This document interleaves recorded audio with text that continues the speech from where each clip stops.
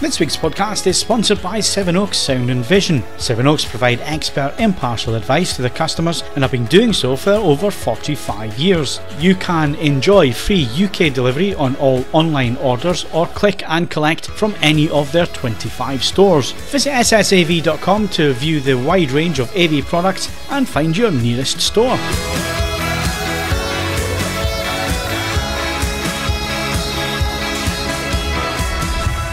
Hello and welcome to the AV Forums podcast for Monday the 18th of February. And joining me on this edition, live as we record it, Mark Botwright. Vibration of the music. On the dance floor. Fantasy illusion. And Ed Selly. You better eat your eggs before I break your legs. Another one of these films that people are just not going to get. I noticed that nobody got it last week's. There wasn't anything in the comments section. So yeah, good luck with that one, people. Well, judging by the number of quotes that are actually online for this, the amount of Google searches that came up with favourite quotes, this category is empty. Yeah. People obviously weren't watching it for the dialogue. No. Or the acting, if you've seen it. I haven't, but that's no surprise. It's pretty terrible, but it was a breakthrough movie for a specific music genre. That's as much as I'm going to say. Right, so Steve's missing, but Steve's not missing. It's just that Steve's not around for the recording here, so he will miraculously appear when we go to hardware news and then disappear again. So it's just the way things are working out this week. The reason that things are all over the shop is Panasonic have decided to have their convention on a Monday. It's in Frankfurt. It means that I need to get up at 3 o'clock in the morning to get a 6 a.m. flight via Amsterdam to Frankfurt for their event on Monday. Steve's the same. He's going to have an early start. So we had changed to recording on Sunday night, and we've had to go back to Friday morning, which is why Mark's on the podcast. Yeah, we get Mark back. Yeah, because Mark is not really going to be able to join us that often on the Sunday night. So Mark's back again. We haven't spoken to Mark in, I think it's about 6 or 7 weeks, Mark. Yeah, must be. So what's been going on then? Well, as you know, I've had a bit of a bad back, so I've been laid up with that, unfortunately. I'd love to say it was from, saving orphans from burning buildings or something, spectacular, but it's just... It was just setting fire to the buildings with the orphans in. I plead the fifth. No, it's a standard accumulation of idiotic small things like poor posture and staring at your phone too much and that kind of thing, and then you wake up one day and say, I'm paralysed, and I have no thought to go with it. They sorted your wisdom tooth out, though? I've got a date for that. Right, so the answer is no, but there is a light at the end of the tunnel. Oh yeah, it come April, but it was one of those situations where you think, should I try and be brave? The doctor said, you know what, you can do it under a local, and it's really quick, and I didn't even let him get to the end of the sentence. No, I want to be knocked out. I have no wish to be awake for that, to be honest. Yeah, so that's all set up, and beyond that, had a fun little time going to the chiropractor with my back. I don't trust them.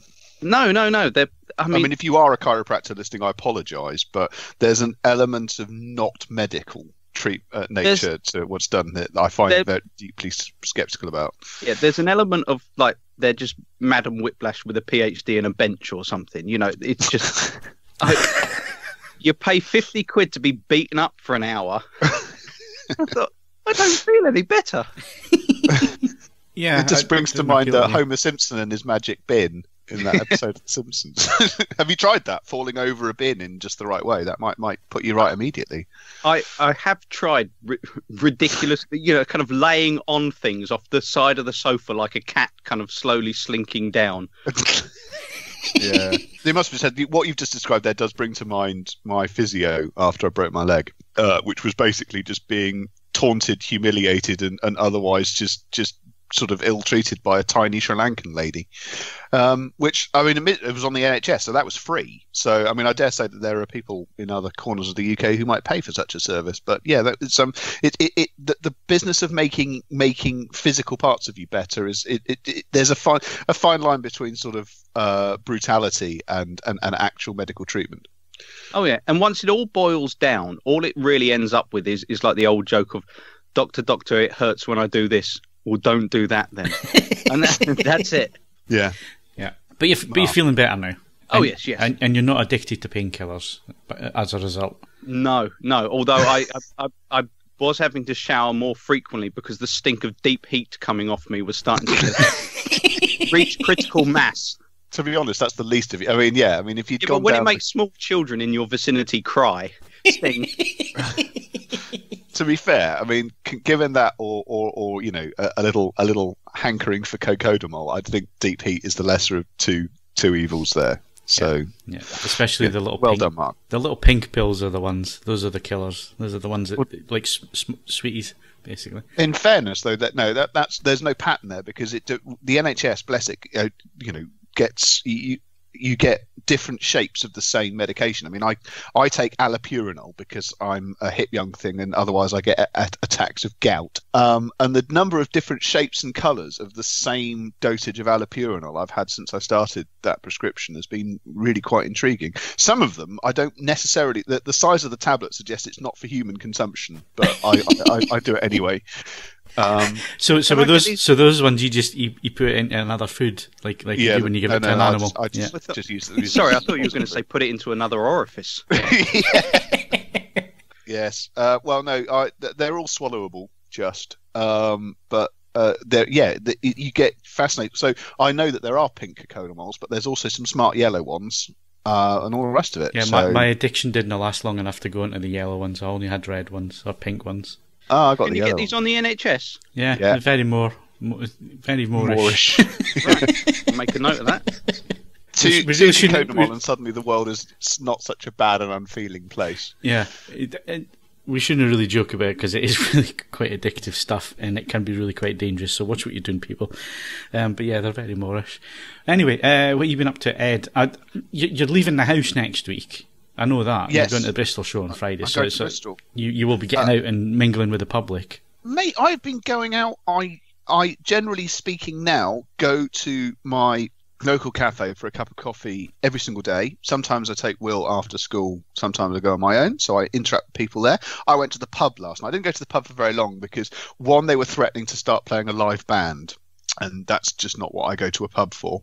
And also there were footballists as well. So it wasn't ideal. Footballists, yeah. But no, that was pleasant enough. I did some brief socialising there. And yes, as I say, I will be at Bristol. The boy Withers will be there as well, as best as I can understand it.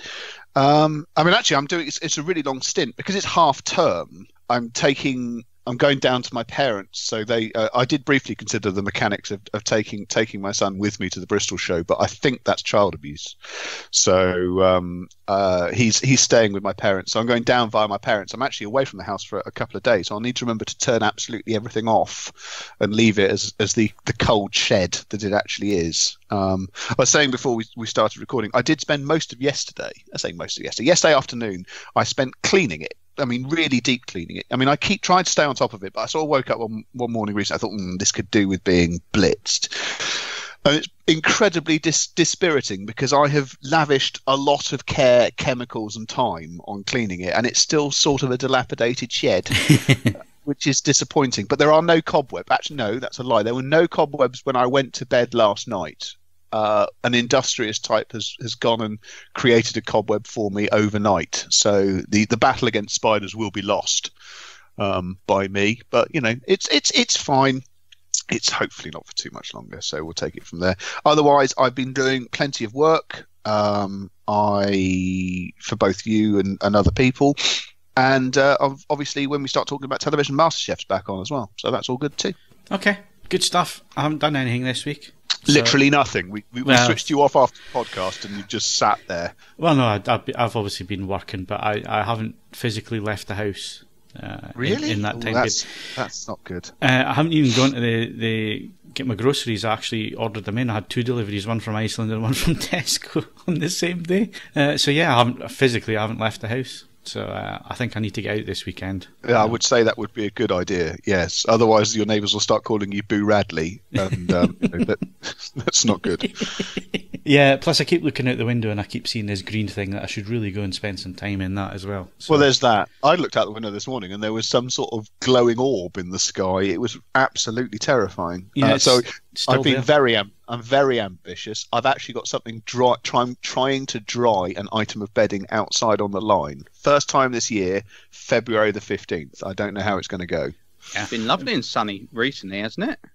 Yeah. It's a lovely sunny day outside at the minute, which is why I'm thinking I should Get really yourself get myself out there, Phil. Yeah, I know. I'm sat here doing a podcast with you guys. Mhm. Right, so we're all caught up. Current competitions. There's quite a few competitions. We haven't heard from Mark for a while, so Mark, why don't you crack on and tell us all about them? Okay, we've got a Yamaha MusicCast 50 speaker worth £399, and that competition closed on the 11th of March. We've also got a GT Omega Racing Pro office chair worth £199, and that one closes on 20th of February. And you can win a pair of Mission QX2 bookshelf speakers in rosewood worth £399, and that one closes on the 12th of March. We've also got a copy of A Star is Born on Blu-ray, and that closes on 21st of February, and a copy of Human Desire on Blu-ray, and you've got until 25th of February for that. And lastly, we've got a copy of Kiyoshi Kurosawa's Before We Vanish on Blu-ray as well, and that one closes on 26th of February.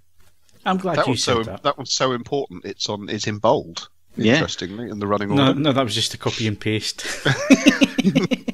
I didn't put it as to format, so it's just copied and pasted it in. You'll notice it's not in chronological order either, because I'm not as OCD as Steve when he used to put the running order together, so it's all over the place. Oh, standards, they're slipping. Yeah, well, tough. Legal byline, Mark? Yep, all competitions open to eligible AV Forums members resident in the UK. Which means everyone except Phil. Yeah. And isn't the Isle of Man a bit of a grey area as well? Yeah. Yeah, and that girl who went to join ISIS. No gaming chair for you. Yep. Yeah. Double bad luck this week in a way. Kick her when she's down. Any previous winners? None. Okay, right. Let's move on before we get into trouble. Back in a sec with some hardware news.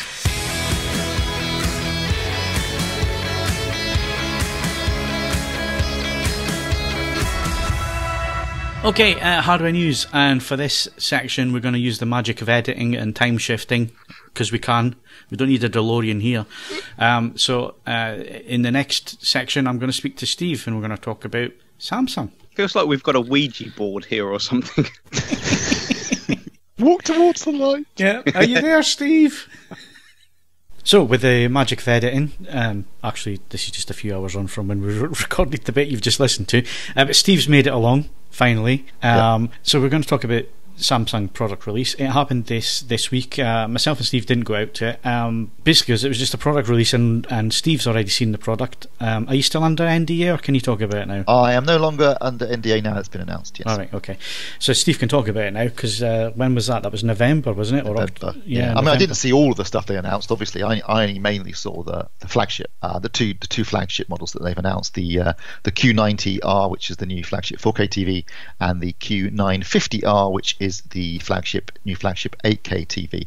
And I think if we can get through this little discussion without getting the numbers wrong, it'll be a miracle.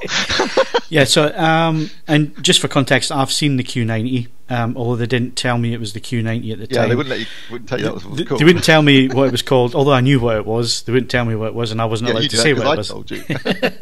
But anyway, I saw it at CES as well. It was in their closed door demo room where they were showing the wide viewing angle and so on. So let's go to wide viewing angle first, because I can feel an intake of breath, and there was an intake of breath when they told me about it, because I'd just reviewed the Sony ZF-9 with its wide viewing angles, and it caused nothing but problems for Sony, because it basically restricted the contrast of the screen.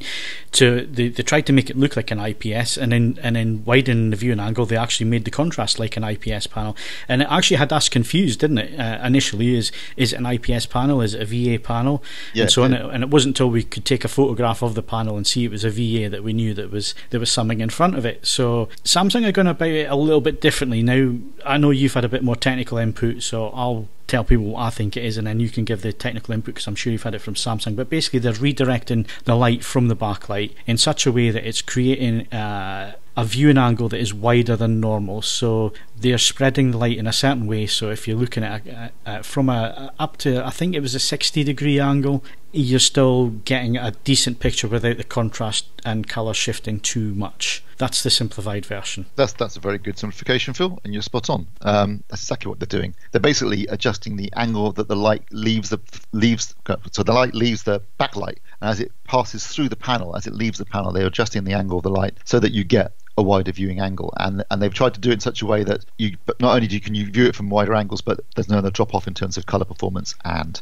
the contrast performance that you get normally with a VA panel. So they are VA panels, they're not IPS panels, but they're behaving more like an IPS panel in terms of viewing angles, but at the same time retaining the contrast performance you would expect from a VA panel. Now, like you, I've seen demonstrations of this, and I will be getting a Q90 today, so I'll be able to actually see whether they deliver what they show. But what I saw in Korea in November was genuinely impressive. There was a much wider viewing angle on this TV, and they had it next to, funnily enough, the Sony, which does have a wider viewing angle, but sacrifices many other things to achieve that. Certainly, the contrast performance was clearly worse on the Sony. Had other issues too, as you discussed in your review of the Sony, in terms of the backlight performance and the local dimming in particular was not great, particularly when there was anything bright near a letterboxed image. The Q90 prototype that I was looking at, is just destroyed the Sony in terms of the contrast performance, the viewing angles, and the backlight and local dimming in direct comparison. It was also against an AF9, and I have to say that it held its own against the AF9 too.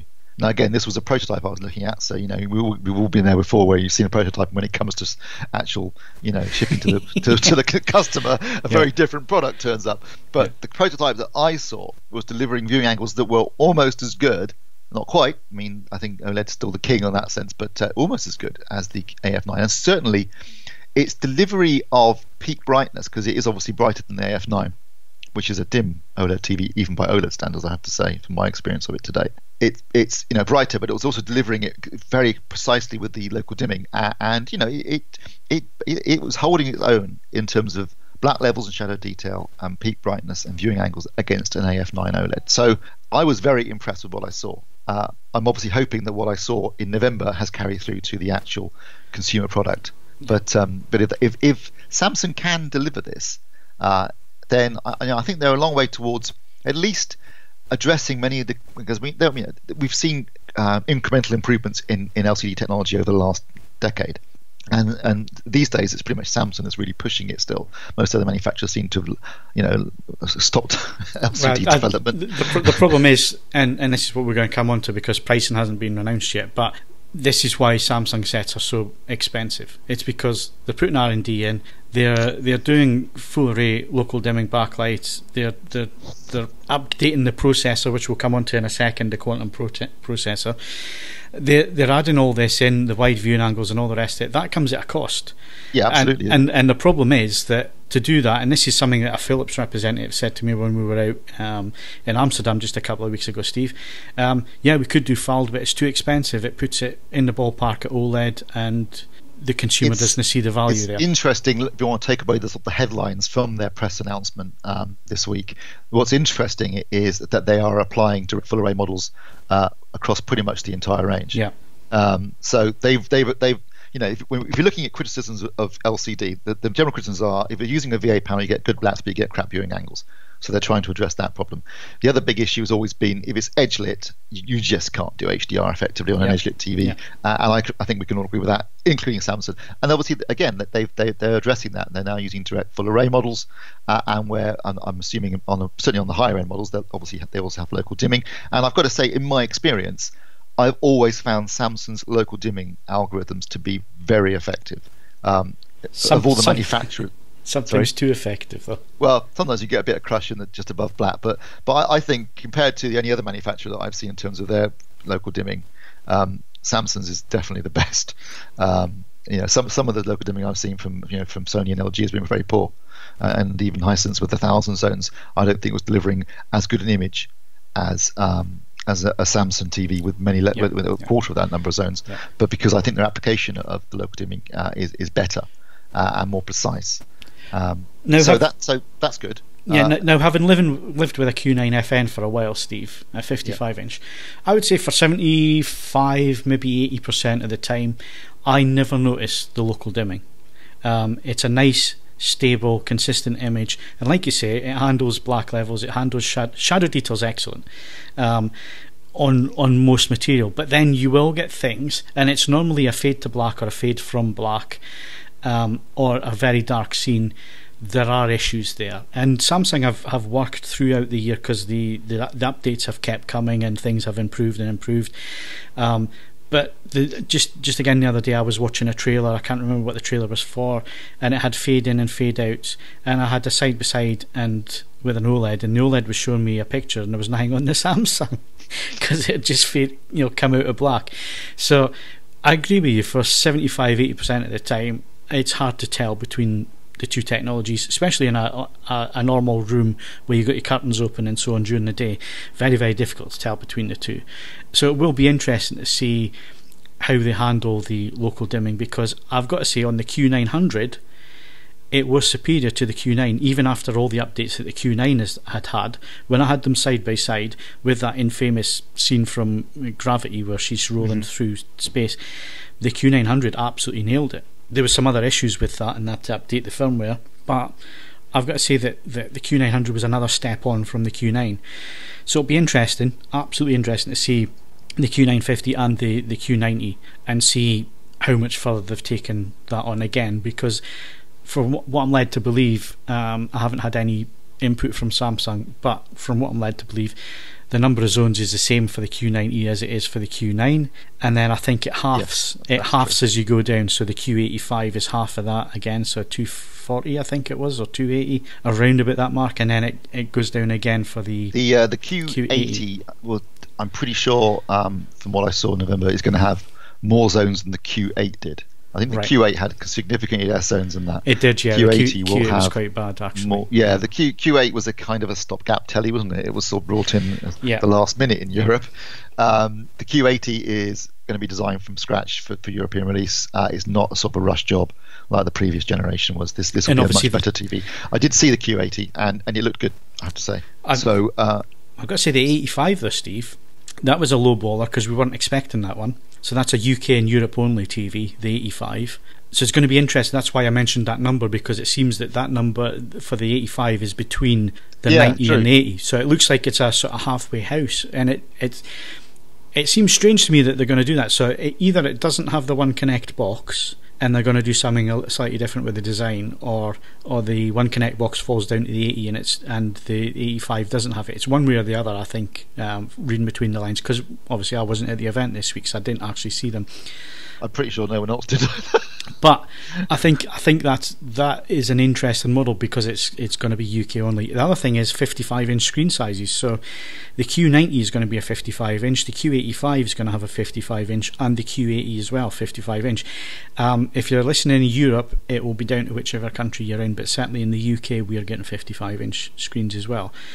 Which again, that's quite a turn up for the books, isn't it? Because you would think they're going for a massively expanded range of screen sizes across the whole lineup. I think it was 28 in total, 20 to 28 in total, depending on which territory you're in. That's a lot of screens. They'll have screens from 43 to 80, to 98. Sorry, 98 inches, including the big 950. So in terms of the lineup, then basically you've got the Q950R, which is the 8K, the new 8K model. This one will include the wider viewing angles, so they call it the ultra viewing angle technology.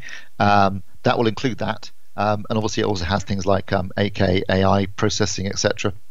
So that's interesting.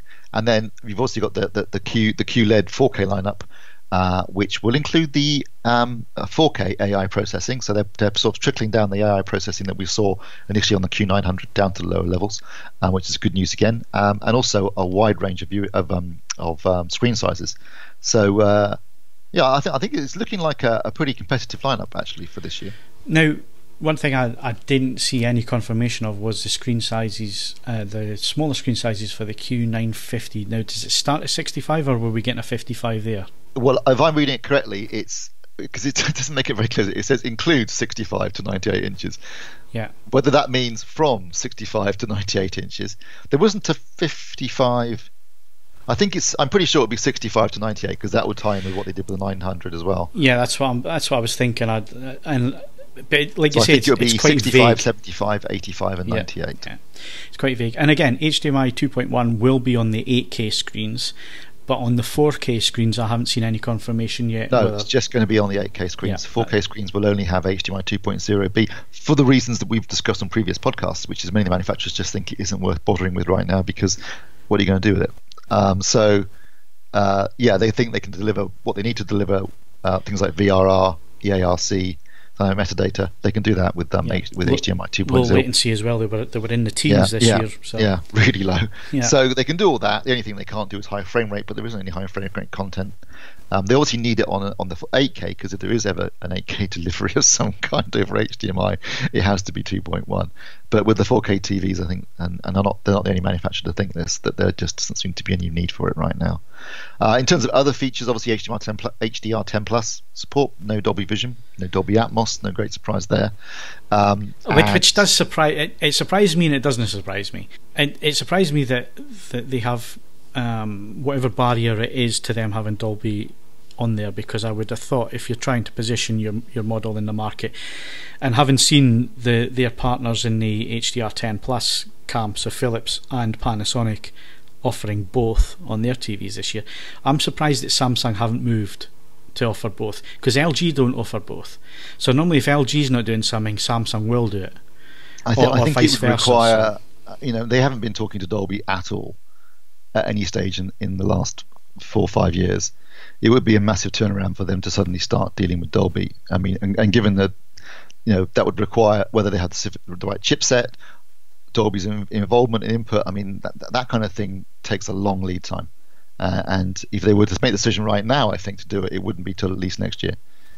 And I'm not saying they have, by the way. Don't misread that. I have no idea what they're doing, but I'm not personally surprised. And certainly, if you mention Dolby to them when I was there in November, they were like, "We're not interested in Dolby Vision. We don't think Dolby Vision's got a future." Yeah, I was shut down pretty quickly at CES when I asked that. I mean, so as far as they're concerned, and to a certain extent, as far as sound goes on TVs, Dolby Atmos on a television, that's a debatable benefit, but they'll say that they're new because they've obviously got AI processing for the image quality, but also AI processing in terms of the smart platform and AI processing in terms of the sound quality. So they actually have an AI sound feature now, which is designed to optimize sound quality depending on the room and the setup of the TV and the content. So they'll say, well, we can do just as good things, sound just as good to doing other things rather than being involved with Dolby, and they still consider, despite all the evidence to the contrary, that HDR10 Plus is the format of the future. So we'll see. I mean, at least for the first time, I'll be able to actually test HDR10 Plus because I've got a Samsung player and I've got a few HDR10 Plus discs now. I think Bohemian Rhapsody actually has HDR10 Plus, and that's arriving. And tomorrow. it tells you now. It tells you in the menu that it's HDR10 Plus. Yes. At last, which is nice, which would be nice to know. So yes, I'll get a chance to check that out. In terms of the smart platform, I've got to say, I think we can talk about the picture quality, and that's obviously important, and particularly to AV Forums members. But I think the smart platform, which has always been good, I've always been impressed. I mean, it does obviously copy to a certain extent WebOS, but I've always liked innovations like the second layer, which I always thought was really useful. I feel like you go to Netflix and the second layer comes up when you can see what you're watching most recently and go straight to it. I like that kind of thing. But they've added in things like a universal guide now, so you can actually have all of your stuff in a single location, so it makes it easier to find content. They've also added in, and this was quite a big surprise when they announced it at CES, but adding in iTunes is a big deal. Given that they just go to show they can make up with people. They were loggerheads with Apple for years, and now they're best buddies. So maybe there is hope for Dolby and Samsung, but certainly the inclusion of iTunes is interesting. AirPlay 2, of course, as well, and then we've got Amazon Alexa and Google Assistant. So I think it's going to be a great smart platform. Ambient mode is still, but they've got Bixby included now as well. So AI-wise, you've got all of them, pretty much, I think. Yeah, and of course, AirPlay and iTunes and stuff, that's exclusive for them as well. So nobody else has that. For them, yes. Yeah. It will be. I don't know how long for, but that will be exclusive, at least, I guess, for this year. So. Yeah, I mean that's looking like a pretty solid smart platform, I have to say, because it already had, Amazon and Netflix and Now TV and YouTube and all the UK catch-up services. So I think from the perspective of someone who's also has iTunes, that's actually a really really nice thing to have, having it all in one location rather than having to say maybe use an Apple TV or whatever. So yeah, that's interesting. I think as with all the manufacturers this year, to be honest, it's a case of it's iterative little process, isn't it, of improving things here and there and trying to deliver and address any issues from previous years. I don't think anyone's expecting anything revolutionary right now. I mean, we've talked in previous podcasts about micro LED. That would be revolutionary, but that's a few years off, I suspect. So in the meantime, it's basically just trying to get the best possible performance out of LCD and OLED. And OLED, also I think is starting to reach its peak in terms of performance. I don't think they're going to get them any brighter. So you're seeing LG, doing things around the periphery, aren't you? Like HDMI 2.1, little features here like decontouring. I mean, there's absolutely no point having 2.1 on their TVs this year. Other than for marketing. Other than marketing. And it's working for them at the minute, if you read the enthusiast channels. Yeah, I think if you're ticking boxes and you're thinking, well, I've got a TV for the next 5 years, and there's a chance in the next 5 years that HFR might become a real thing, then why not? But obviously, as with everything, we don't know any pricing yet, and I think that will be key, because my suspicion is that LG will go hard on the pricing, I reckon, this year. I reckon that's the only thing they can do, because the TV itself, if you look at the C9, it looks great. It's got HDMI 2.1, it's got some nice little tweaks from last year, but it's basically the same TV. Yeah, well, I mean, the B8 was under £1,000 recently. Crazy money. Which is, when you look at the TV, because it's not that far behind the C8, it might be one processor down, but in terms of performance, you'd be hard pushed to tell between the two side by side, you know what I mean? So for that money, that was genuinely serious performance. It's interesting to see how much wiggle room they have in terms of pricing, because I've discovered LG Display announced their results a couple of weeks ago, and only in the last quarter of last year did LG Display finally start to break even and make money on OLED. Yeah. It's taken them 5 years to get into the black. Now, obviously, LG Display, a separate company, they sell to everyone, not just LG Electronics. So they're benefiting from the fact that that Sony and Philips and Hisense and all these other manufacturers are starting to buy panels from them, Panasonic. So that's where they're benefiting from, because they're selling to everyone apart from Samsung, basically. Yeah. And the surprising thing for me was the way Panasonic mentioned, not directly, but did mention that their panels were handpicked. Which obviously must involve some relationship between them and LG Display. And I'm assuming, I don't know for sure, but I would be very surprised if LG Electronics didn't have some sort of special relationship with LG Display as well, given that whilst they operate as separate companies, they are part of the same group. I think it'll be an interesting year. I think this year's going to be, it is a bit of a transitionary year.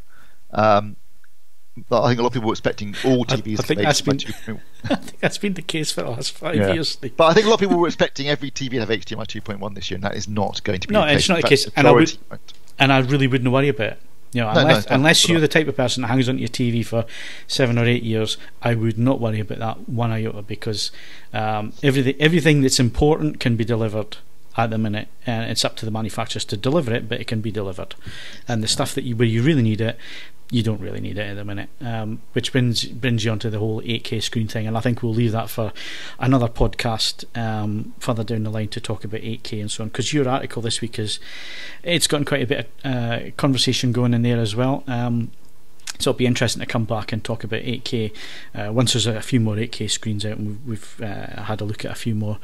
Might be worth coming back to. But it's an interesting lineup from Samsung.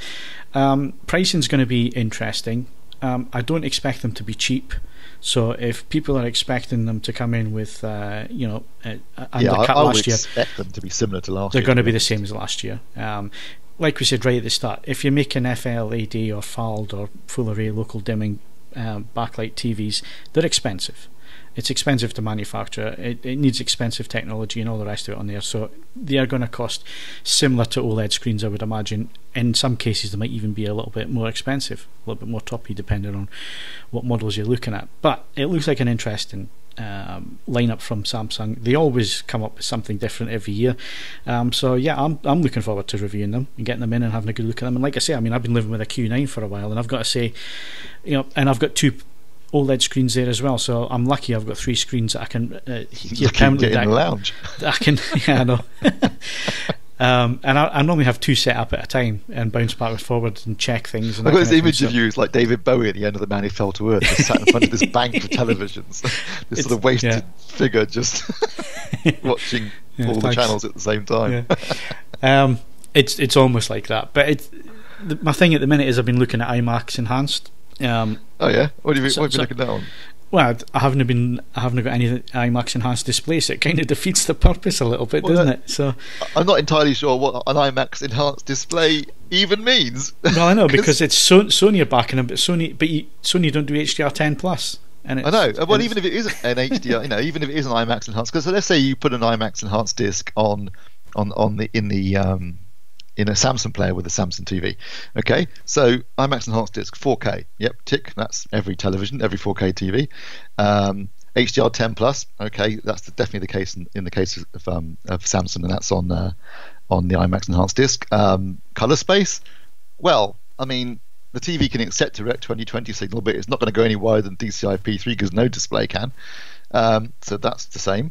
What does it mean then? What's an IMAX Enhanced TV display? I mean, as far as I can work out, a Samsung TV is IMAX Enhanced, as it can do HDR10 plus. But we're going to end up coming back to this one many times, I suspect. Yeah, and we're both getting gear in at the minute. So I've been speaking to Denon as well because I want to do some experiments. So I'm going to try and get some of their kit in. I've got on the audio side. On the audio side, yeah, on the audio side there is a clear difference, but it seems to be they just jack up the boost, but jack up the bass, jack up the surrounds, use the overheads more. I mean, it's the old DTS trick really, just turn everything up by about 5 dB. But yeah, again, that's another subject matter. So anyway, wrapping up on Samsung, it looks interesting.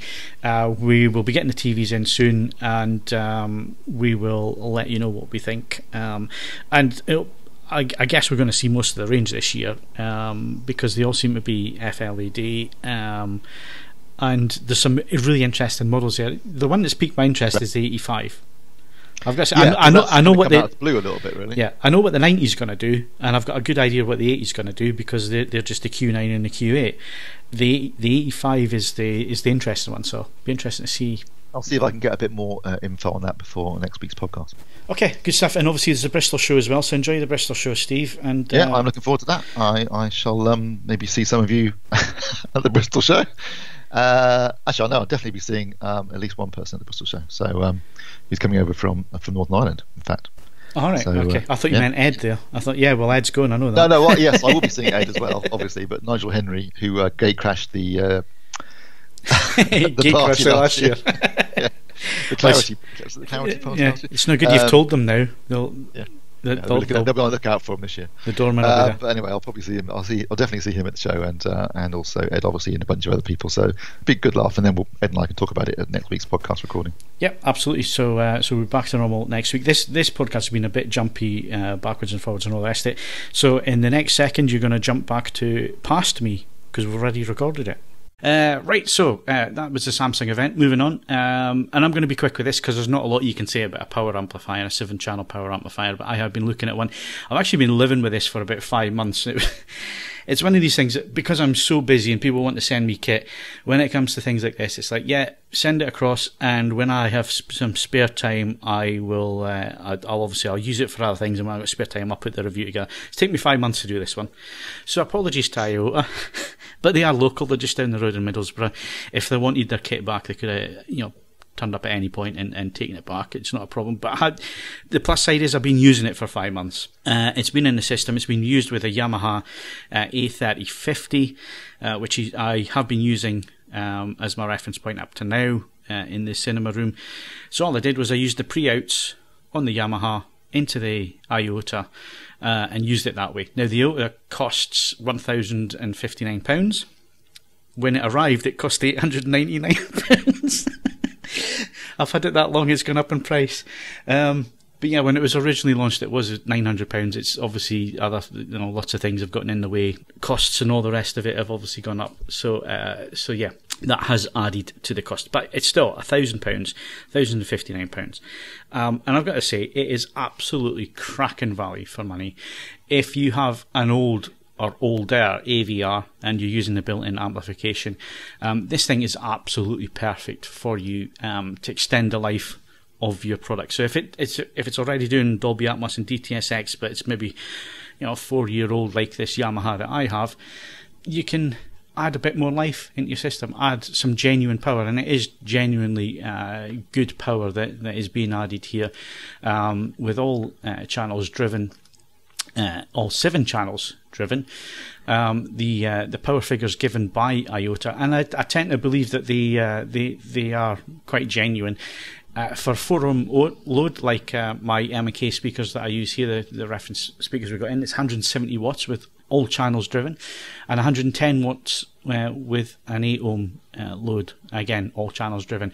If it's just 2 channels, that jumps to 250 watts for 4-ohm and 150 watts for 8-ohm. So really quite impressive on their figures. But I've got to say, actually using the Iota, it was like a new lease of life for the Yamaha, and the M&Ks absolutely soaked it up. The extra power, the extra headroom that was available, because of what this could do.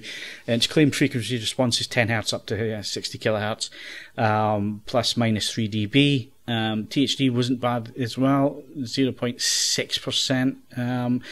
So yeah, it does what it says on the tin. The thing is, it's only $1,000. You're getting 7 channels. 7 real channels of power amplification.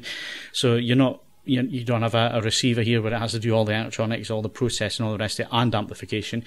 You're separating it out. It's got a really nice Torio power supply as well, which is rated at 1300 watts max for power consumption. And it's got good storage capacitance in there as well. So yeah, absolutely spot on, and you can use it with a processor as well. So obviously I've used it using the pre-outs into the unbalanced RCAs, but it also has balanced XLRs. So if you have a processor or even a CD player that you want to use as a preamp that has XLR balanced or so on, you can add it in here. So yeah, absolutely cracking value, and the performance is there. There was not a lot I could say about it. It's quite a short review, because there's not a lot you can say about power amps, unless they sound particularly bad. Most of them sound particularly good. This one sounded definitely on the neutral side. It didn't add any warmth in there. There was no obvious signature to the sound quality. It was pretty neutral, and it was running with the M&Ks, and M&Ks normally show up anything that's not neutral. So yeah, absolutely brilliant. And even on 5.1 soundtracks like Dunkirk, or music soundtracks like The Greatest Showman, just the dynamics, the way it helps with transient, moving from really loud to really quiet, no overhang. Vocals had a bit more oomph to them, because you're obviously sending a bit more power to the M&Ks, and like I say, the MKs just lapped up the extra power. So yeah, absolutely brilliant. It gets a Best Buy because I sat and racked my brain. I haven't seen that many 7-channel amplifiers, power amps. It's not something that we get in very often for review, but the last one I saw that was close to this in terms of performance cost 4 times as much. So that's fair enough. So for value for money, £1,060. A British company as well, and a company a lot of people won't have heard of. Iota Enterprises. They're based in Middlesbrough. They say they've got 60 years experience. Obviously they've been with other companies in the hi-fi industry and so on, and everything's made by them. It's obviously the buy off the shelf bits, but it's all put together by them. I've got to say the build quality, absolutely superb. There's not a lot you can do with a rectangular box, but the fact that it came in a double packed box with foam around it, nicely cut foam, so you could lift the box to bits. So it was double boxed, so it wasn't going to damage it. It's good weight to it, 30 kilograms. It's got a nice big power supply in there as well, and all the amplification boards, you can see them through the top in the grill. You can see the way that they're laid out and so on in parallel. It's really well built. It's really well screwed together. And at just over $1,000, it's absolutely cracking value for money. Oh, can't say fairer than that. I mean, yeah, there's not much out. I mean, there's an Emotiva from memory, but I have to say this looks like a slightly more aesthetically pleasing offering. I haven't obviously heard the two to compare. It's, as I say, the kicker with these products is that if you can split your AV processing and amplification, there is more expense and space to take into account initially, but then you're halving your replacement schedule, because it's highly unlikely that the amplifier is going to be, unless you physically want to change it, the amplifier remains a relevant thing. And then you're simply changing your processing to suit. Yeah, absolutely. So there's a huge amount to say for this. Yeah, and wants more like buy-in. Like I said right at the beginning as well, if you've got an AVR that's maybe 4 year old, you bought it when Dolby Atmos first came out and DTS:X and so on, and you're feeling like it's a little bit long in the tooth because you're using the amplification built in, $1,000 spent on one. I used it with the A3050, which at the time when it was brand new, it was at the cutting edge of what you could do in one box. Things have moved on drastically since then, because things tend to move on quite quickly. Just adding in this 7-channel amplifier just breathed new life into it, because the processing is absolutely spot on the Yamaha. They have one of the most advanced processors out there when it comes to DSP and all the rest of it. So yeah, it was like injecting new life into it, because if you don't want to go because to replace a 3050, what are you looking at now? An equivalent, you're still looking at $2,000 to replace that if you want the same quality, same level of the market and so on. So this thing at $1,000, half the price. Yeah, it looks like I've seen it looks like it. I've been using it for 5 months. I don't want to give it back. That's how good it is, and it's really brought the system to life over just using a one-box solution. So yeah, good product, and it's British as well, and I like to support local companies like that. So yeah, check them out. Go and demo the stuff. And another thing with them is a lot of it's buy online as well, to save costs, so that you're not paying a dealer their markup and so on as well. So that's what keeps prices low. Ed, what have you been looking at? Right. Well, this is an odd podcast, because we're talking about things that we consider to be bargains, and I have spent a fair amount of time with the Bluesound Node 2i. Now, I do think that Node, it's technically an accurate name, but it's a stupid name. But that's by the by. This is the second generation of the Bluesound product, and we have said on this podcast before, and I have hammered away in reviews over the last 2 years, that with streaming and network audio, the interface is everything. It to the extent where it doesn't matter how good the product sounds, how impressively engineered your box is, and all the rest of it, if it is a clunker to use, it is simply not going to fly.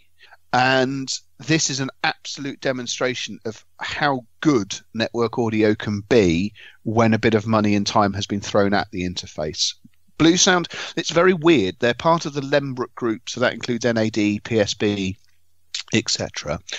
And when Bluesound was launched, it was good, but it didn't really stand out as being, for example, a real blow-to-blow competitor with Sonos, for example.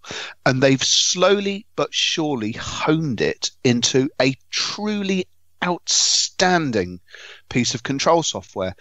And the result is that the review will go up, and you can listen to the comment and read the comments and so on and so forth. But it is, as far as I'm concerned, it's between it and the Auralic Aries Mini, which we've already looked at. They essentially, their interfaces are so good that there's not a lot else under £1,000 which gets anywhere near them.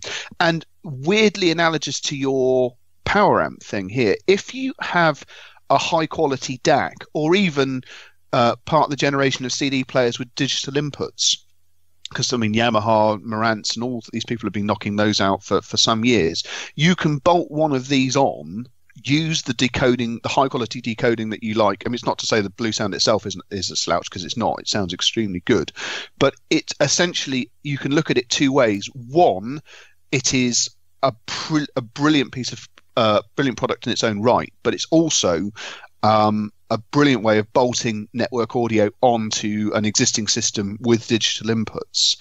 And when I say network audio, it's the whole shebang. You do get the ability to play your own stored content. But then in terms of streaming services, it's Tidal, including Tidal Masters, Qobuz, including their high res, Deezer, including their lossless, Spotify, and then there's loads of others that I haven't heard of. There are lots and lots of streaming services, a brilliantly realized internet radio app. I don't use internet radio as much as I probably ought to, but I know a lot of people do. This is an extremely good interface. The other thing is that Bluesound's ecosystem of product is getting pretty impressive. As I say, they're part of Lembrook Group, so a lot of NAD products have got Bluesound built into them. That NAD AV receiver that I looked at on the last AV reviews I did, in fact, that had a full Bluesound interface built in. So if you've got that in your main room, it will then communicate and play nice with other Bluesound products, whilst all still being a very, very talented Dirac-based AV receiver. And late last year, there was an announcement that Monitor Audio and Roxanne are buying into the Bluesound ecosystem. I'm led to believe that other companies are in discussion to do so. And it has to be said, this is probably the way forwards now. Unless you are going to throw an outrageously large sum of money and plenty of software engineers at creating your interface from scratch, don't. If you're a small company especially, just don't. Bite the bullet, accept that this is like a licensing fee like you pay, well, for CD licensing historically, but now, you know, various Dolby and other licenses. Just accept that you would be better off buying into somebody else's software. And we've seen this with products that use the DTS Play system, like those SVS active speakers that I looked at, and the Arcam R-Play. That's an ecosystem which is doing some work. But I don't know what the cost and differences are between subscribing to either DTS Play or Blue OS, but Blue OS is immeasurably better.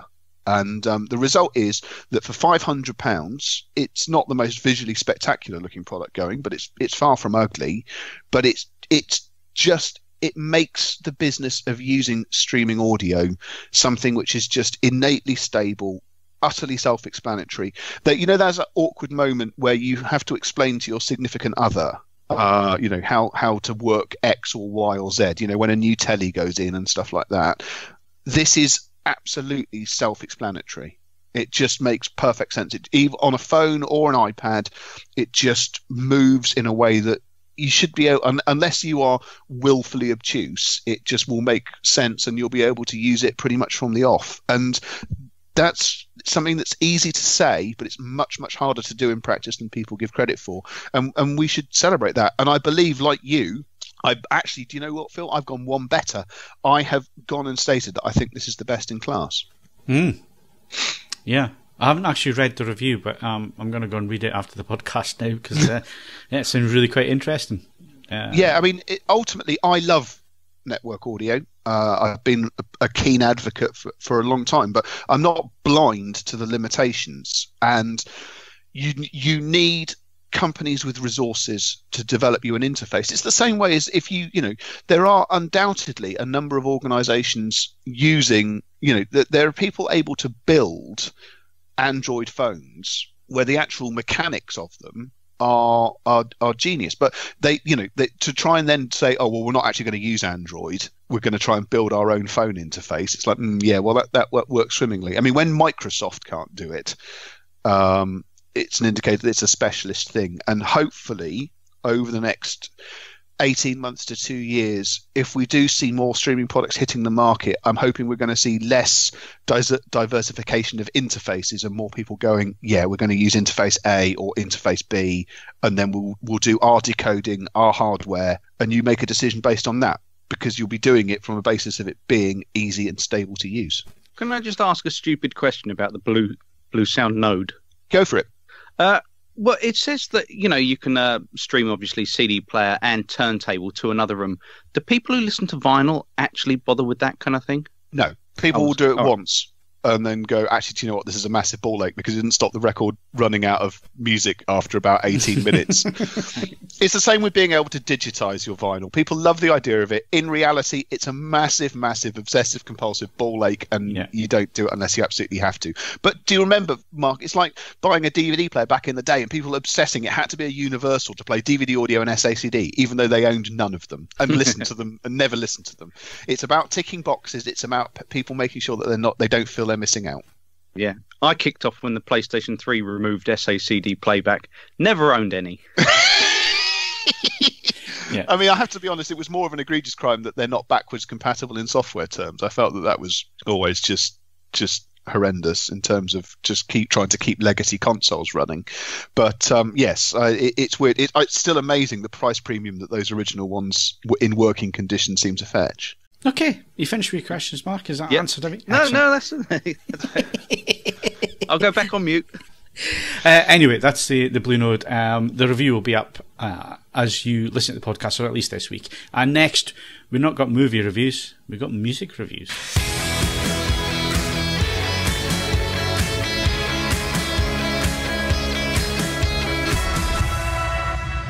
So, like I say, music reviews.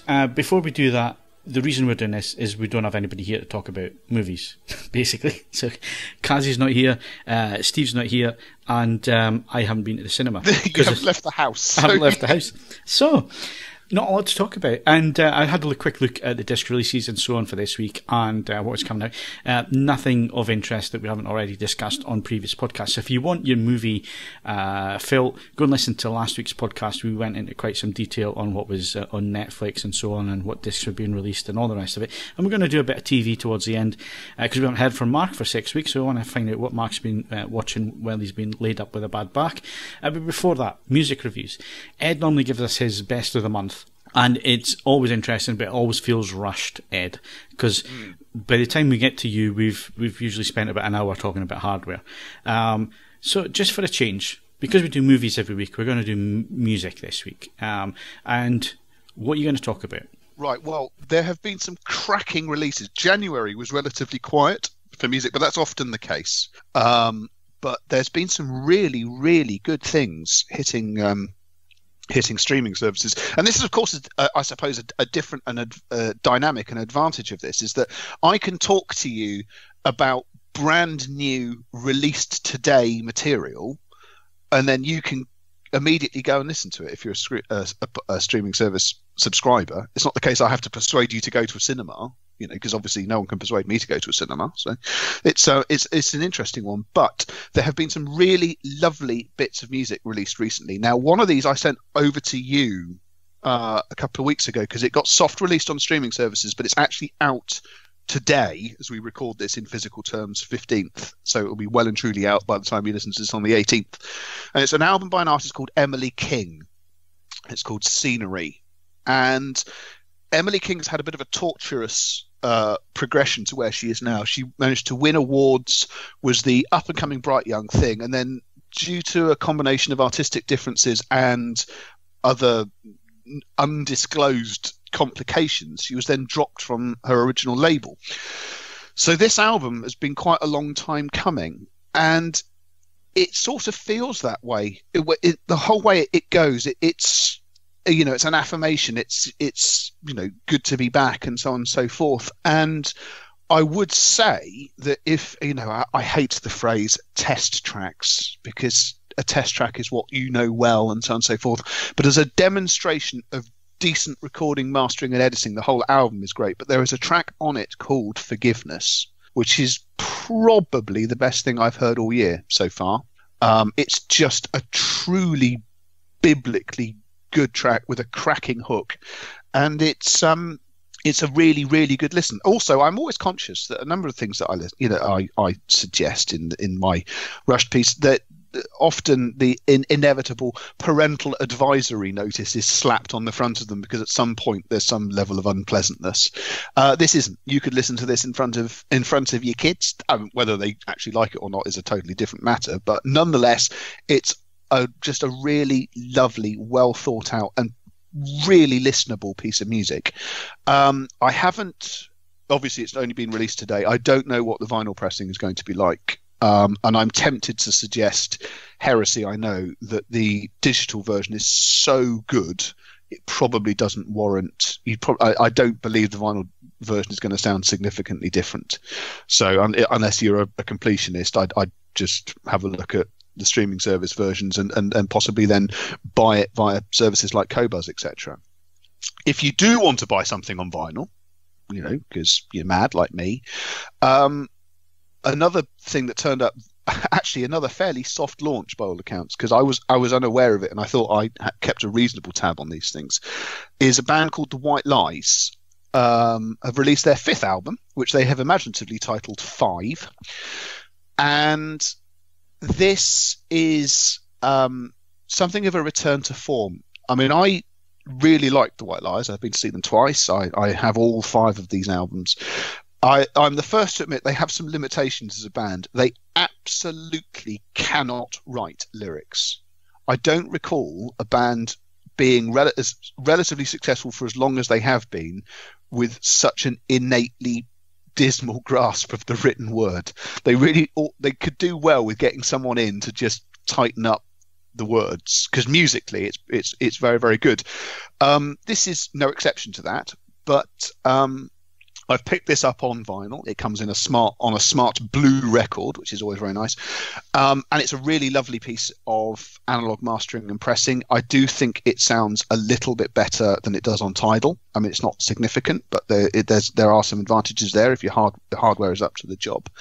And if you like your music to be a little bit bleak, and I make no secret of the fact that from time to time I very much do, the editors, Interpol sort of world of these things, I think it's an absolutely brilliant listen. And their release single for this is a track called Tokyo, which again lyrically makes very little sense, but in terms of hook, it's really, really good. So that's well worth a look if you're looking for something a bit more rocky and bleak. And then if you, like me, also like a little bit of electronic music in your life, after a very, very long period of quiet, a band called Ladytron have released another album, and it's been ages since their last one. They've really, really been incredibly imaginative on the name of this album. They've called it Ladytron. It's brilliant. It was released today, again, 15th. I was listening to it prior to the podcast kicking off. I will be going straight back to listening to it after the podcast finishes. It's a really, really very good album indeed. It's a very strange collection of musicians, because some of them are from Liverpool and at least one of them's from Bulgaria. And I don't know the circumstances under how they came to work together, but they've released some cracking stuff in the past. This is really good because it has, if you like what they've done in the past, this is still recognisably a Ladytron album, but it has moved things on. It's got some new bits and bobs in there. And I haven't checked actually to see what release media it's on, but it's definitely on all the streaming services. So do feel free to have a listen to that as well. And the prospect is that there's more stuff in the works as well. I mean, we've got a Chemical Brothers album in the not too distant future, which will be interesting. And Twin Shadow, who released my favourite album of last year, Care, he has a new one out as well. Now, I've been listening to the singles and it's gone in a slightly different direction, so I don't think I'm going to love this in the way that I just automatically did with Care, but it's definitely going to be a good listen. He's one of the most talented people I've seen recently, and I've just been looking at streaming services here. There's people who I had thought given up on this whole music business. Apparently there's a new one from Avril Lavigne out today as well. Okay. I haven't listened to that. 20 odd years since she had something. Yeah, absolutely. Well, no, I think she's been doing stuff quietly in the meantime, but the problem is that when you hit the public awareness with one of the catchiest songs of the decade, it's difficult to go anywhere. Which one are you considering one of the catchiest songs of the decade? Oh, Skater Boy was ridiculous. That's what I was thinking. I was just checking. Yeah, it's a ridiculously catchy song. Even if it is written in a way that's an insult to text messaging, let alone the English language. But, that's me being old, I guess. So those are 3 different things that I think you should make a point of checking out. That covers a fair amount of ground there. There's also, before I forget, on Tidal, there is a playlist called Desert Electric, which is the music I tried it and I gave up. Well, you see, it's an acquired taste, North African guitar music. But there is a track on there, and I need to get this name right because it's not easy. That probably makes me sound like a colossal racist, but I need to make sure that I actually pronounce the chap's name correctly. And I've got him on my Twitter feed. So this is what I love about modern music at the moment. A guy, right, he's called Kel Assouf, Kel ASSOUF. He's released an album in the past, but he's done some release singles for another album that's coming out, and there was a track on this Desert Electric playlist, and it's called Alyochan, ALYOCHAN. And honestly, I couldn't tell you what genre of music that belongs to if I sat here for the rest of the day thinking about it. All I do know is that I want to hear an awful lot more of it. It's sort of desert, electro funk, for want of a better description, and there probably is a better description, I just haven't come to say it, but it's just outstanding. And it's we frequently complain about there being endless sequels in films and people being risk averse. Obviously music doesn't have that, and the route to market with music is better than it has been in whether it can survive being this open is another question. But there's stuff making it to public awareness which wouldn't have had a chance even 10-15 years ago. And yeah, as you say, I completely understand listening to it and going, do you know what, that's a bit odd, and wanting nothing more to do with it. But the fact that you can, at no additional expense to yourself, visit categories of music that otherwise you'd have been looking at very expensive import CDs to do not that long ago, I think it's brilliant. I've said it a number of times in the podcast. I'm listening to more music now and finding more new music, a lot thanks to you, Ed, but at the same time, it's so easy now to stream. Either if I'm in the car, I've got access to Tidal and Spotify. I've got access to it everywhere, basically. And I use the services and the systems and stuff that's there, and I listen to more music now than I have done in the past 20 years. I used to be a big consumer of music back in, when I was a lot younger. But you kind of reach that point where, unless you're somebody like yourself, Ed, whose main passion is music, you tend to lose touch with stuff. Certainly, I couldn't tell you what the top 20 is at the minute, or who's who, and so on, because you grow out of that as you age. But I'm getting back into music now. I'm listening to more music than I've ever done before, just because it is so easy to consume it now. Like you say, it's like a £10 a month, and you got access to absolutely everything. And I listen with great care to when you suggest stuff, and I go and listen to it straight away. Some of it's crap, but some of it's absolutely brilliant. So one thing talking about crap, Weezer's album. you were a bit unsure about it when you told us about it last month. I went and listened to it, and the first thing that popped in my head, it's maybe a bit before your time, Ed, and that makes me sound really old, but there's maybe about 10 years between us, or maybe not even as much as that. But it used to be a thing that before the Now albums came along, now that's what I call music in the early 80s. Compilation albums were, unless it was a motion picture soundtrack, compilation albums were more or less unheard of, because various record labels would not license out their tracks to be put on. They had compilation albums, but it was never performed by. This is what I'm coming on to.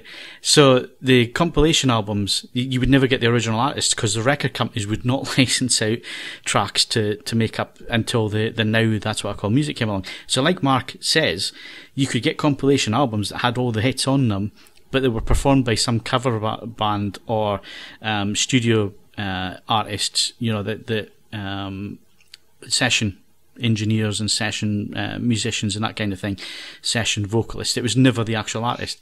And the first thing that came to my mind was it sounded like one of those albums. It's very weird, because they are weirdly faithful to the originals, which is too faithful to the originals, which is the problem. It's an odd one. I have to say I haven't gone back to it much after the initial listening in bemusement. One thing I just quickly will make mention of, because I did send this to you as well. The Pet Shop Boys, who have not stopped recording and releasing music, and some of it's actually really good. I mean, Neil Tennant is a great songwriter. They've released a single. I don't want to spoil it if you haven't heard it. It's called Give Stupidity a Chance, and frankly, it's the anthem of 2019. Worth a listen. I've got to say, it's not a strong song. Musically, it doesn't do anything particularly good. I think it's quite a poorly produced track, to be honest, when it comes to their standards of things. Yeah. But lyrically, it's absolutely spot on. So yeah, that's well worth a listen as well. If I ever run for office, I'm using that on my campaign trail. Talking about 80s and 80s artists and all the rest of it, there was one that I found on an album I found on Spotify called 80s Symphonic, and I would highly recommend it. Some of the tracks are really bad, but then all they've done is they basically added strings to, hits. Some of them have been reworked. So you've got Take On Me by a-ha, Alive and Kicking, Simply Minds. You got Bowie in there, although his track has now disappeared from the album. I hate it when they do that. You've got Bowie's Let's Dance. You've got Small Town Boy. You've got What Is Love, Howard Jones. You've got Tina Turner in there simply. So there's a lot of mixtures of the 80s, but they're all reworked or remixed or so on. I really liked the Bowie reworking because it was actually done by his producer, Nile Rodgers. So I'd read some of the comments on some of the other sites out there, and people saying, "How dare you?" and leave Bowie's music alone. And all this. Well, I think Nile Rodgers produced that album and produced the single. I think he's got license to go in and rework it. I would say so, but people can be very, very precious about these things. There's no question about it. But if you want to check it out, it's 80s Symphonic. It is on Spotify and other music streaming services. Just a shame that because track 1 was the Bowie track and it's disappeared. I've just gone into it and it's gone. And the only other thing I was going to mention was your recommendation for Rival Sons. Yeah. Now one of my favourite albums. It's an absolute. They're a brilliant band. It's on heavy rotation at the moment. That one. So really. Presumably, if you listen to that in the Mustang, that's just Smokey. No. You don't listen to it in the Mustang. Don't listen to it when you're driving. And it must have said if we're going full fat on music, Pitchfork, the music review website. I have a lot of problems with Pitchfork. It's normally, I say normally, all too often the reviews read like it's someone who absolutely loves the smell of their own farts. It's just an excuse to be as pretentious as you humanly can. But they've done their 100 best albums of the 1980s. It's a very, very long read, but there are some crackers in there, and there's stuff that I had no idea of the existence of, which I have been revisiting. It's going to end up costing me a fortune on Discogs over the next 2 years, I suspect. I've plotted it all out and what's attainable and what isn't. But no, that's a really, if you want something to do over a couple of lunch hours at work, because Pitchfork is very rarely blocked on work internet because it's completely clean and just music. But it's an absolutely great read, and there's some don't get me wrong, some of the stuff some of the modern classic recommendations from the 1980s, they can stay where they were, but there's other stuff I had no idea of the existence of, and it's been a really good listen from start to finish. Right, I've just gone into one of my playlists and the Bowie tracks there. So is it a case of when you make a playlist in Spotify, will it move it from the album and move it elsewhere? No, that's strange. Weird. Will it still play? Give me a second. Let me just put the volume on. Check that. Yeah, it's playing. Fine, no idea. That's then. A bit shame because I've just made a Nile Rodgers playlist. If anybody's interested, I'll shove it up there. It's basically the Chic Organisation album, but there's some remixes and that kind of thing. And musical genius, that guy, absolute musical genius. So yes, well, my brother will wholeheartedly concur with that. I think he's he's into double figures for the number of times he's seen Nile Rodgers. But no, there you go. There's the great thing about music is that it's easier than ever before to go and have a listen to new stuff. Just don't fall into the habit of going, there's no new good new stuff out there, because that's absolute bollocks. There is always good, and it doesn't matter what genre you're interested in, there's always stuff being released. It's a simple matter of sifting through it. And whereas that used to be an expensive business on a sort of buy and suck it and see business, you don't have to do that anymore. So stick with it, go and find new music, don't retreat to the classics. Okay, so let's move on to the real musical genius of this podcast. Mark, your thoughts? Well, I didn't know there was a new Weezer album, so I shall give that a listen. New is a strong word. I certainly want to hear this Alio-chan track, purely because I think between us we can term a new genre. You know? I think electro desert funk might actually be not least I actually want that on a t-shirt just because but make sure you spell it right so it doesn't say desert. Yeah, or indeed leave the N out of the funk. So yes, it's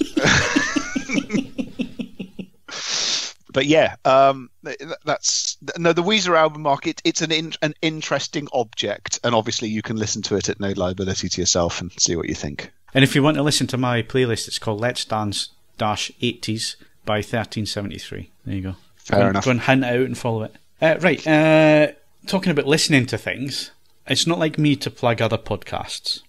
Because generally, I do not listen to other podcasts. I've never listened to other podcasts. It's not because I think we do a great job here. It's just, it's not something that I tend to do. I don't tend to listen to podcasts. However, I do use Twitter, and I kept seeing this thing being mentioned on Twitter by different people that I am following. And it's a podcast called Finding Drago. And it's basically two comedians who attempt to track down Todd Noy, who's the author of Drago, On Mountains We Stand, an unauthorized, literally spin-off of Sylvester Stallone's Rocky IV that chronicles the life of the USSR's greatest fictional athlete, Ivan Drago. And it is the funniest thing I have heard ever. It's so well put together. It's so well researched. They cover the whole aspect of who this author is. They start to do investigations to try and find out who he is. Basically, he disappeared in January 1992 after a long battle of alcohol and drug addictions, and he's presumed dead, and a memorial service has been held in his honour. And also, they're 30 minutes long, these episodes. I think there's about 8 episodes at the minute. I am on episode 4. I was absolutely in tears listening to it. It is so funny. So if you want a good laugh, you want cheering up, if you've got any interest in Rocky IV or Sylvester Stallone's films and that kind of thing, films from the 80s and so on, it is very, very funny. It's funny about films from the 80s. I had one of my 80s playlists running in the background in the car a couple of weeks ago, and that was the first time that my son had heard You Got the Touch by Stan Bush from the original Transformers movie soundtrack. And he does, I believe, now firmly believe it's the greatest song ever written. And unfortunately, he's also then started polluting his classmates with this belief as well. So they all sort of like hurtle out of the class going, "You got the touch," and so on and so forth. So yeah, it does seem to have there's a certain power and majesty to this sort of stuff that seems to appeal to people.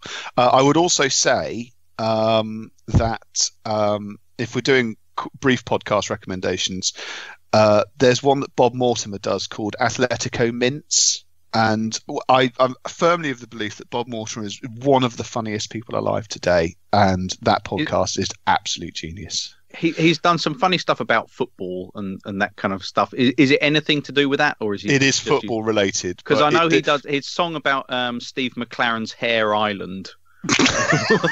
Was brilliant. Yeah, it's in that vein. It's very, very funny, and I thoroughly enjoy that. I, like you, do not listen to a huge number of podcasts, so that's a measure of that. I think it's very, very good indeed. Yeah, and that's not.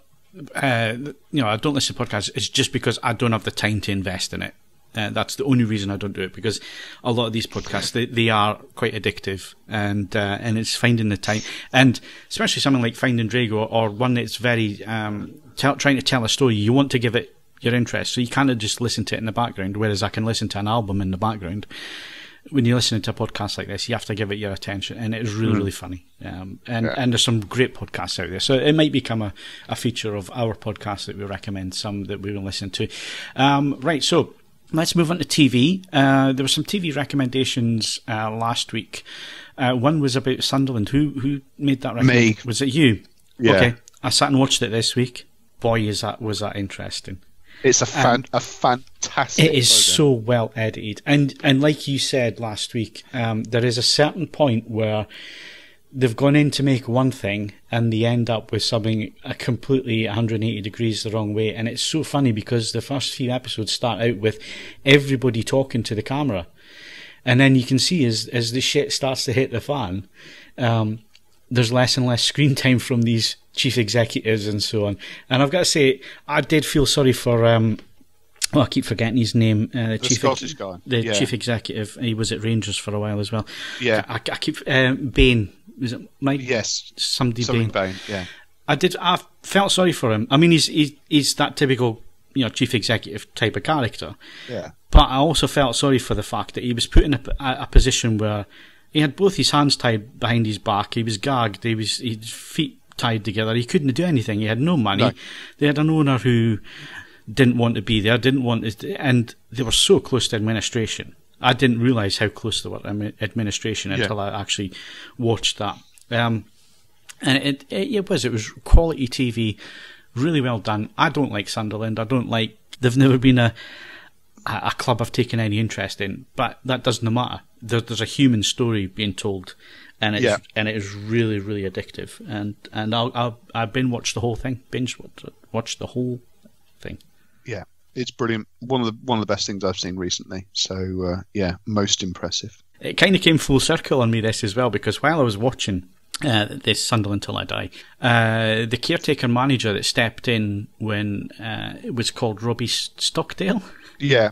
He's now become Hibs' assistant manager yesterday with new manager Paul Heckingbottom. And obviously Hibs is my team, so that kind of came full circle. I mean, I thought, well, hang on a minute, I recognise that guy. Yeah, it's very peculiar, isn't it? But I have very briefly started looking at The Expanse. I mean, obviously, as it's on Amazon, it requires me to husband my data allowance. But that looks promising, so thanks for the heads up on that. And I've got lots of seasons to catch up on eventually, so that's plenty of viewing to be had there. So that's all good. And obviously, MasterChef has started again. I mean, we don't know what Top Gear is going to be like because that'll have happened by the time this podcast goes out, but it hasn't happened yet. I'm hoping it'll be at least workmanlike and viewable. Yeah, I mean, obviously Grand Tour's out today. I haven't watched it yet, but no, not yet. I've seen the trailer for this episode, and it's another one of those arsing about in cars things, and I think I've had enough of that now. We'll see. I'll give it a whirl. But MasterChef has started in fine style. I mean, admittedly, scheduling wise, it's a bit peculiar. Mondays, Wednesdays, and Fridays, and it's at 9 o'clock. I quite like eating in front of MasterChef. It makes me feel better about the food I'm eating in front of it. But 9 o'clock's a bit late to do that. But started positively. It's been good. There's been people who have already shown considerable talent, and we've had one delusional person. So that's just good. The one. Well, I accept, even having one, the standard across the amateurs and the pros these days is so high that you don't get many delusional people anymore. So I'm quite happy to have one or two. Right, good. What else was mentioned last week that we need to... Oh yeah, the Defiant ones. Now, it was pointed out in the comments that the whole series is actually on Netflix and has been for some time. I didn't realise that. I thought it was a BBC commissioned thing, so I didn't actually realise that. I'm watching it on BBC 4. We only had 2 episodes. The other episodes, I think, are tonight or Saturday. But the whole thing's on Netflix. Now, I could have gone and watched it, but I'm going to stay faithful to BBC 4. I started with BBC 4. I'm not going to jump into bed with somebody else. Magnus Magnusson, he started, so we'll finish. Yeah, absolutely. But yeah, the whole series is on Netflix. So if you were interested in that one, you can go and binge watch that one over the weekend. It is there already. Yeah. So let's go to Mark, because Mark's had 7 weeks of TV. Mark's not been too well, so I imagine that he's been watching quite a bit of The Box. I could be completely wrong though. He could have been sitting doing his heart making. No. I've been watching a fair bit of TV. Started watching Night Flyers on Netflix, which is that's the Game of Thrones bloke, isn't it? Yeah, George R.R. Martin's novella. It was made into an 80s film. It's very much got a kind of an air of Event Horizon about it, which I like. I like certain things to be pleasingly genre.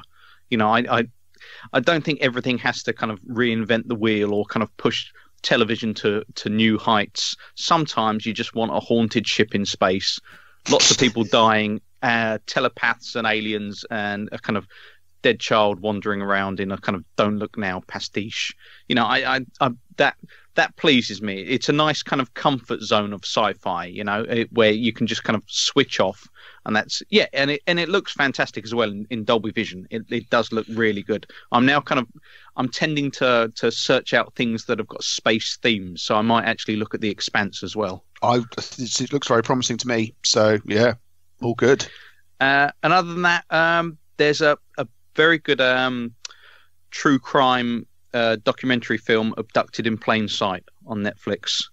And and it's one of the weirdest true crime stories you'll see. It seems like it's a tale of child abduction by a family friend.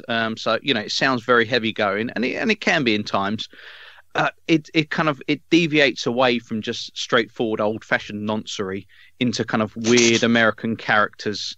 And they're the kind of characters who, you used to be able to have like kind of pub conversations where someone would say something outlandish, like a man marries his horse or something like that, and no one would believe it until you added the little addendum in America, and then everyone goes, yeah, right, no, I can see that in Florida, yeah, that's perfectly legit.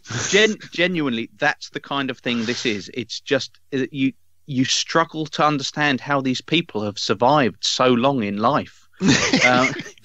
And so, yeah, very much worth a watch. As an aside to that, there is a Twitter account called Florida Man, which is just most of the stuff on that is extraordinary. And obviously, that thing I stuck on the comments thing earlier in the week about that 1,000-pound tiger found in an empty house by someone who was going in there to smoke dope, and it had to be towed out. Brilliant! I love America. Yeah, I'm just glad I don't live there. And other than that, I've just been kind of watching quiz shows, Only Connect as usual, and stuff like that. Only Connect makes me insanely angry. It's just it annoys me at two levels. One, it annoys me that my brain simply looks at it and just goes, "Oh no," and then I don't know. Do you watch it in real time? That's my question. I generally do. If I watch it, Rookie mistake. All right. Watch it on catch up, and you pause it. You give yourself a good 5 minutes with each question, and that way, then, if you ever end up getting one, you can then shout at them when they take long over 30 seconds. Right. Point taken. So, provided that you distort the rules of time and space, it becomes a watchable program. Okay. Exactly. Noted. Yeah. Fine. And it's it helped me. We came second in a pub quiz last night. I have noticed that the tipping point has started trending on Twitter every single day. I don't understand why that. I've never understood why that's as compelling as it seems to be for some people. But fine, that's all by the by. I'm pretty sure that's one of kind of the portents of the apocalypse coming. There are so many these days, Mark. It's hard to tell. We're just praying for the sweet meteor of death now. If there's a 21st century version of the Book of Revelation, I'm fairly sure one of the open seals would be everyone starts watching Tipping Point.